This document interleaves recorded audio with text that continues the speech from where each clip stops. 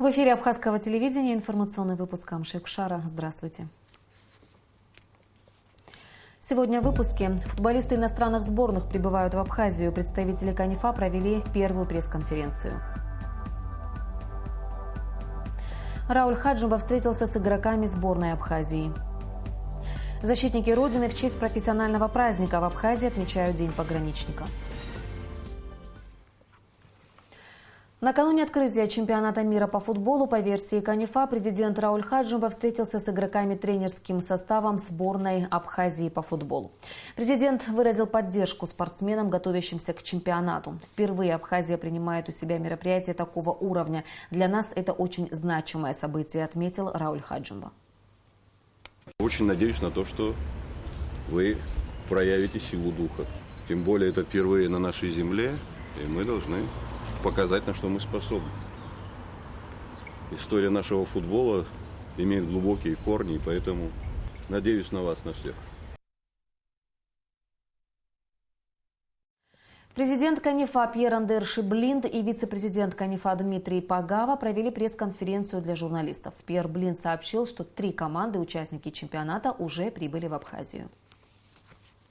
29 мая начнутся матчи первого группового этапа. Все игры будут проходить в столице на стадионе «Динамо» и в городе Гагра на стадионе имени Даура Ахвильдиани. 12 команд примут участие в чемпионате. Более 120 журналистов, желающих освещать мероприятия многих стран мира.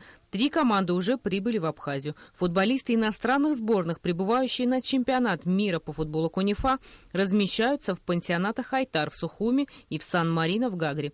Все остальные команды прибудут уже завтра. Как отметил президент КНИФА, футбол должен быть вне политики. Одна из главных целей организации – представление команд, не признанных ФИФА. В большинстве случаев об Абхазии упоминают как о какой-то отдаленном уголке мира, немножко скрытая от остальных частей нашей земли. И я очень рад быть в составе тех людей, которые имеют возможность немножко приоткрыть завесу над Абхазией, продемонстрировать ее миру, показать ее красоту и, конечно, рассказать об основном активе Абхазии, это о ее народе. Одной из целей КНИФА, скажем так, амбиции нашей является сообщить, проинформировать весь мир о том, что такое Абхазия, рассказать всему миру об ее истории, о культуре, о традициях, в силу того, что одной из главных целей нашей организации является просвещать мировую общественность и рассказывать ее о наших драгоценных участниках. Вице-президент КНИФА Дмитрий Пагава выразил уверенность в том, что чемпионат пройдет в футбольной атмосфере. Все организационные моменты к чемпионату подходят к завершению. Из судейной коллегии 10 судей – представители КНИФА, а 6 приглашены из России. Завтра вечером будут уже все сборные практически здесь. Плюс представители КНИФА приезжают к нам на помощь. В общем, в атмосфере футбольной мы проведем все эти мероприятия. Еще хочу отметить, спасибо всем за проявление интереса к чемпионату. Чемпионат мира по футболу под эгидой КНИФА 2016 года стартует 28 мая. В этот день на стадионе «Динамо» в Сухуми пройдет церемония открытия международного турнира. Игры чемпионата начнутся 29 мая. В турнире будут участвовать 12 команд. Уже 5 июня состоится финальный матч. Рената Шакая, Беслан Чхинджери, Абхазское телевидение. В связи с трансляцией матчей чемпионата по футболу КНИФА с 28 мая по 6 июня в нашей программе произойдут изменения. Ежедневно вечерние передачи Абхазского телевидения будут выходить в эфир в 19 часов 15 минут. Концепцию развития культуры приняли на заседании Кабинета министров. Члены правительства также одобрили протокол между Государственным таможенным комитетом Абхазии и Федеральной таможенной службой России о взаимном признании отдельных результатов таможенного контроля. Подробности в репортаже Нисфы Аршба. Заседание члены правительства начали с новых назначений. Гугут Саджикирба единогласным решением министров избрана заместителем главы Государственного комитета по репатриации. У министра внутренних дел появилось 2 заместителя – Беслан Парулуа и статс-секретарь Эдита Цвинария. Алмазхан Кварацхели освобожден от должности заместителя министра культуры и охраны историко-культурного наследия, согласно поданному заявлению. После назначения члены Кабинета министров обсудили концепцию развития культуры Республики Абхазия на период до 2025 года. Документ разработан в рамках поручения президента Абхазии Рауля Хаджимба. Предварительная концепция уже обсуждалась на расширенном заседании коллегии министерства, после чего документ был доработан с учетом внесенных поправок и дополнений. Концепция развития культуры Республики Абхазия является программным документом, рассматривающим совокупность духовных и материальных ценностей. В ней представлены основные принципы и механизмы. Концепция основывается на принципах культурной политики, которые определены в законах Республики Абхазия о культуре, об историко-культурном наследии.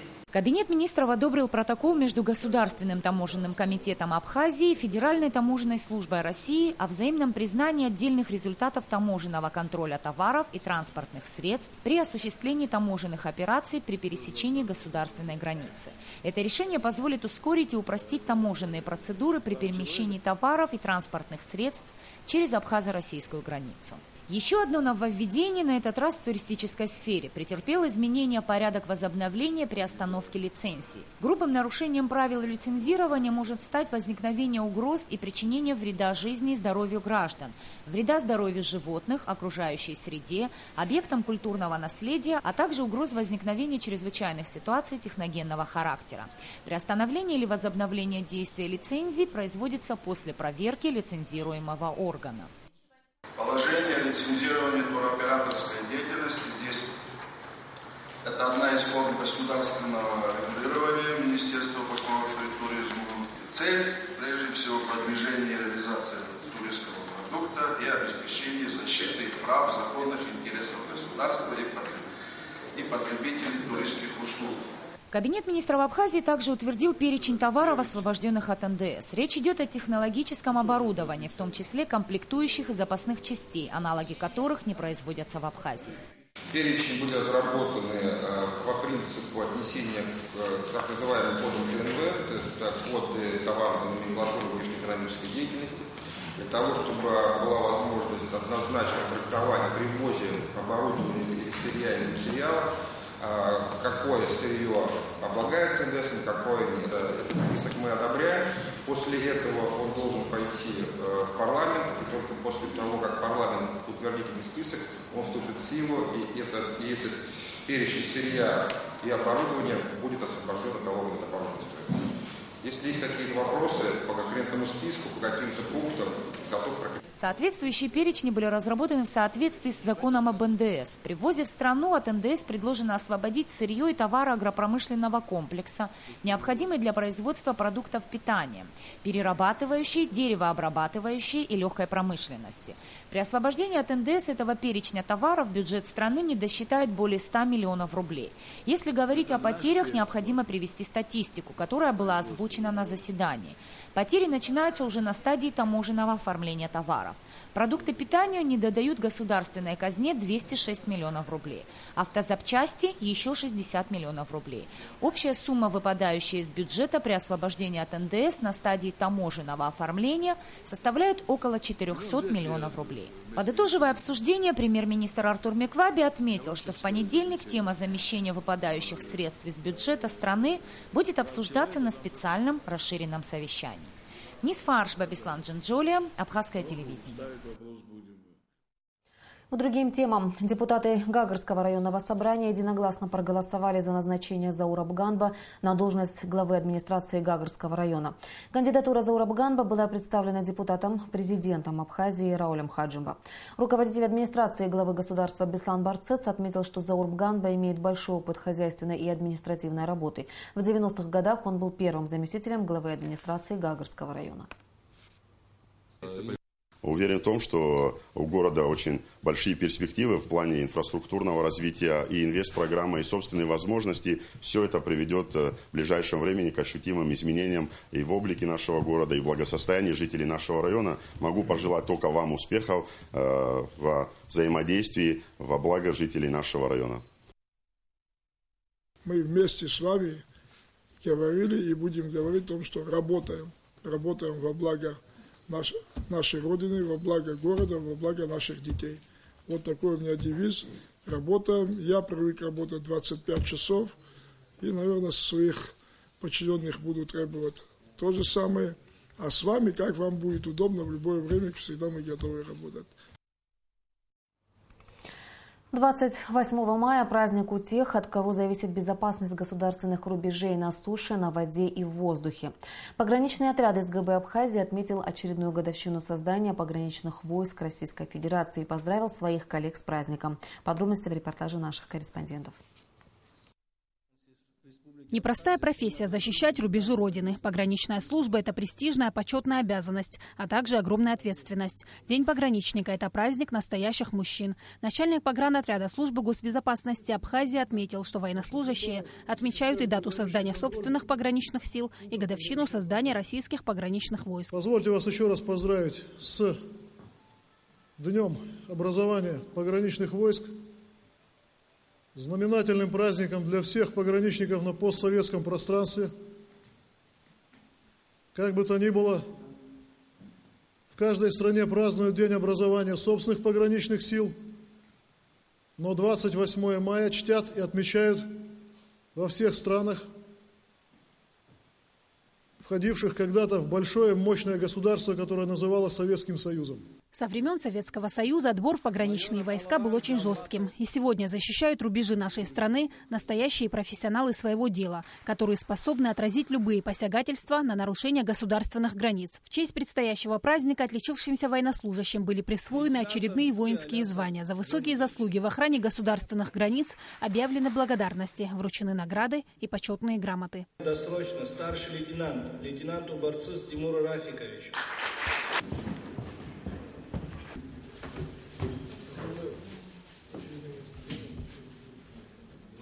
Служу Республике Абхазия.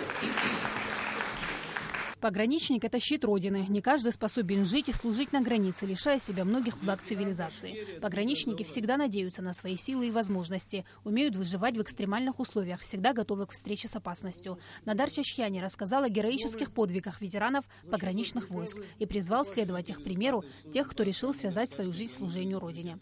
Эта история наполнена героическими подвигами, фамилиями конкретных людей. Кто-то из них отдал жизнь на пути служения и охране, и обороны родной страны.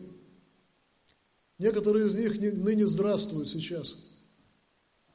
Мы всегда чтим этих людей, мы всегда помним ветеранов, мы всегда помним подвиги наших героев.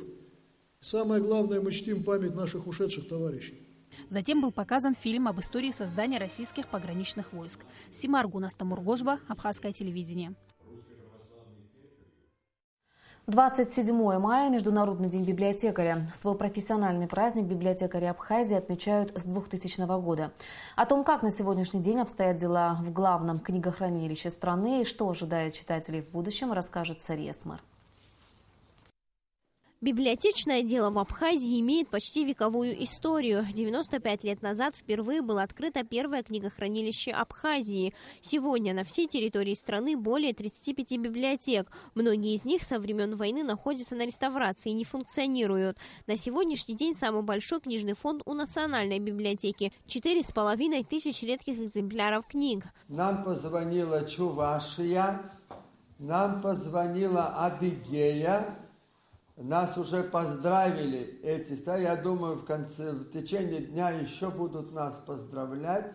Первым долгом в этот день мне хочется всем объявить благодарность за хорошую творческую работу. В 1995 году произошло значимое событие в культурной жизни послевоенной Абхазии. Республиканская библиотека распахнула свои двери для читателей. 20 с лишним лет сотрудники работали в тяжелейших условиях, но им все же удалось сохранить книжный фонд. Сегодня Национальная библиотека обладает электронной базой данных. Ежедневно она обновляется информацией из различных печатных изданий республики.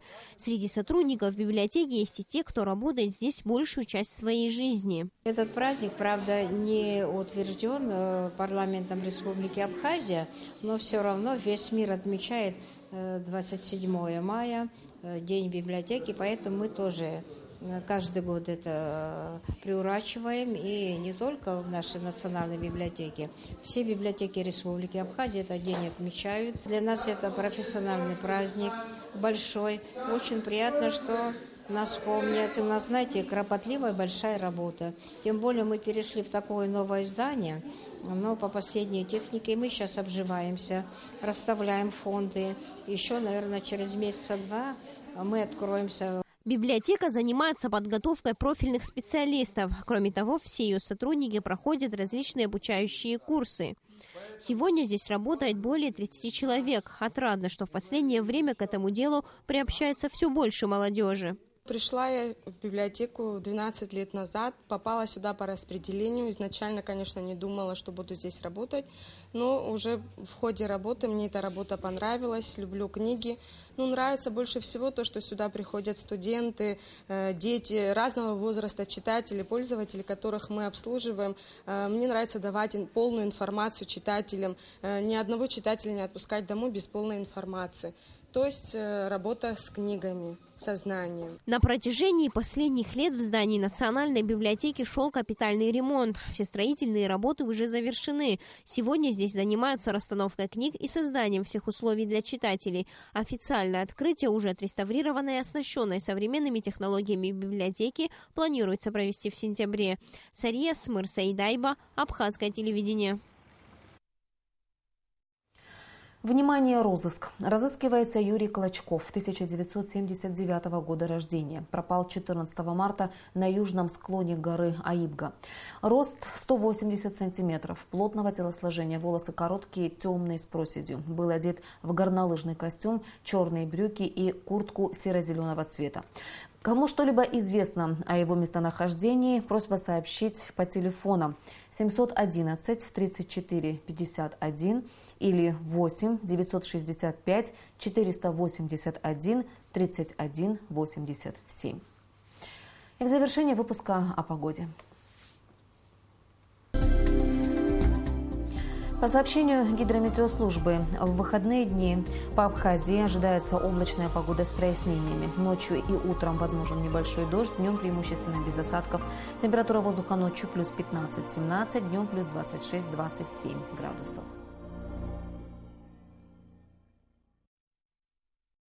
Информационный выпуск завершен. Я прощаюсь с вами. До встречи в эфире.